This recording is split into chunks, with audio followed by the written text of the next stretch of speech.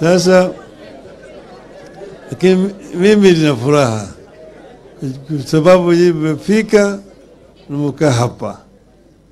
Kenya imetoka mbali. Tulisema pale tulikuwa kwa wakati ile, na kutoka pale tumekuwa na majaribio mengi zaidi katika taifa letu. Lakini kila mara mimi husema Kenya ni muhimu kuliko mtu binafsi. Mpaka tutetee Kenya. Kule tumetoka ni mbali.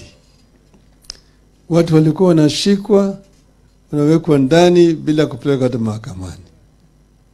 Wengine walikuwa wanapelekwa kule katika Nyayo House, wanazingizwa kule kwa maji, wanapigwa mawiki kama wako ndani. Yale yote sisi tulimaliza. Sasa wakati hii mtu akishikwa mpaka apelekwe mahakamani ndani ya masaa 48, 24. Tumechukua hatua. Tumeenda, lakini demokrasia sio kama ile inaitwa kahawa, ile instant coffee. Wewe unapika na unakunywa saa hiyo. Demokrasia ni process. 2 steps forward, 1 step backward, we are still advancing. Pale tuko sio pale tulikuwa miaka zile zingine. Lakini sio pale tunataka kukua. Tunataka Kenya iendelee mbele zaidi. Kuna mambo mengi ambayo mabaki ambayo nataka yafanyike.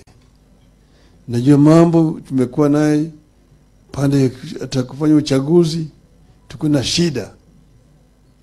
Hatujafika kile kiwango ambayo unafanya uchaguzi ile ambayo inaitwa free and fair.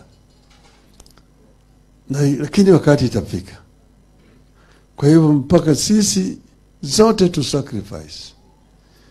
Tumefika pale tuko hapa, sio mahali ambayo tungependa tuwe hapa.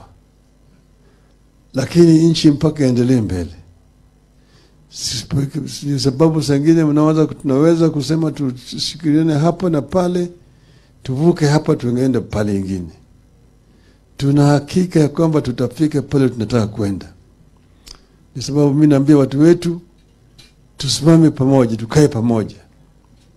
Hatua ambayo tumechukua tunayajua. Kuna wengine ambao wanawaambia sisi tuingie pande nyingine, hiyo ni mzuri, lakini nasema bwana, jana wewe ulikuwa unasema sisi ni nyang'au. Leo wewe unaniambia sisi sasa leo tumekuwa malaika. Tumebadilika, tumekuwa kutoka nyang'au tulikuwa malaika namna gani? Kwa hivyo sisi wenyewe hatuwezi kudanganywa. Tunajua pale tunataka kwenda. Naambia watu wetu wasimame imara. Nina hakika tutafika. Nina hakika tutafika.